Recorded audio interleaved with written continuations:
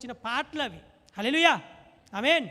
అర్థమైంది. ఇదిగో ఒకసారి పరలోక సంబంధమైన వరములను రుచి చూచి వెలిగించబడిన తర్వాత కూడా తప్పిపోయి యేసుక్రీస్తుని బాటంగా సిలువేశారంట.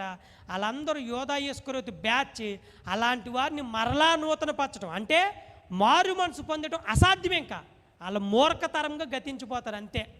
ఎందుకంటే దేవుని మందిరానికి వచ్చి పరిచర్లో పాలు పంచుకుని ఒకప్పుడు మందిరానికి వచ్చి వెలిగించబడి ఇవన్నీ ఉండి పరిచర్య చేసి నీకు వాక్యం అంటే ఏంటో తెలిసి బాప్తిజం తీసుకుని మారు మనసు పొంది రొట్టె ద్రాక్షలో పాలు పంచుకుని ఎదవ్యాసాలు ఎత్తే ఎవడికి నష్టం?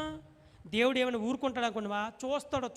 చూస్తాడో ఒక్కసారి తీసి పడేస్తాడండి. అది సేవకుడికి నష్టమేం కాదు. దరిద్రం పోయింది అనుకుంటాడు దేవుడు. ఏమనుకుంటాడు?